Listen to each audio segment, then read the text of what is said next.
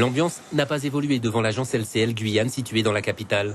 Au 9e jour de grève, le piquet est toujours en place. L'entrée reste fermée, les agents mobilisés et bien décidés. En revanche, du côté de la clientèle, les conséquences se font sentir. Les GAB, les guichets automatiques, ne sont plus approvisionnés. À 4 jours du réveillon de la Saint-Sylvestre, plus de liquidité. Les clients sont dans le rouge. Malheureusement, j'ai pu consommer, mais je peux rien enlever. Il n'y a pas de soie-barre. Voilà. Et que pensez-vous de cette situation ?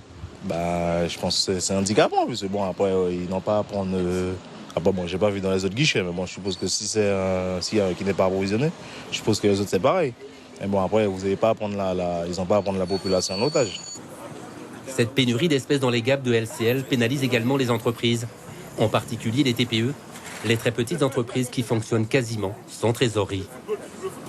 J'ai une petite entreprise, donc chaque fois on enlève des machines, je ne sais pas à quel niveau que c'est, alors c'est pourquoi que je viens regarder. Ça vous perturbe dans votre activité, dans votre travail ? Oui, un peu, normalement, oui. Si la situation est pénalisante pour tous les clients de la LCL Guyane, certains d'entre eux se disent tout de même solidaires du mouvement. Ils ont tout à fait raison de réclamer leurs droits. De plus en plus, on observe que ça ne va pas. Ce n'est pas uniquement dans les domaines syndicalistes, dans beaucoup d'autres domaines. On est en train de nous coincer, on enlève les avantages, et puis en plus, on n'a pas le droit de dire quoi que ce soit. Selon le service communication de la LCL joint par téléphone, dans la forme, la direction a toujours privilégié le dialogue et fait preuve de pédagogie, ce que contestent les grévistes. C'est faux. Si la direction vous dit qu'il y a un dialogue en ce moment, c'est faux. On veut faire pourrir, on veut jouer au pourrissement de la grève. Et je dis qu'à la direction, c'est un jeu dangereux. Donc je leur demande de revenir à la raison, d'arrêter de mépriser les Guyanais. Dans le fond, il y a encore un grand écart entre les deux parties.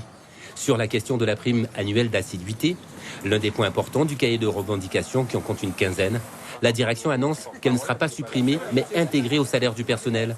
Le syndicat rejette et explique. En intégrant cette prime dans les salaires, les collègues qui vont arriver, les futures embauches, il n'y aura pas de prime d'assiduité. 2, ceux qui sont déjà en place, ils vont fictivement voir leur revenu brut, leur rémunération brute annuelle augmenter, fictivement.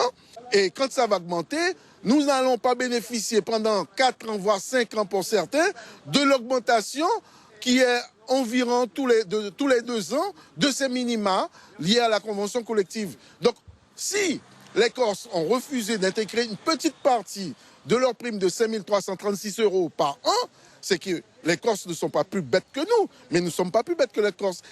Au 9e jour de grève à la LCL Guyane, le conflit semble s'enliser. Les grévistes sont déterminés et attendent l'ouverture de réelles négociations.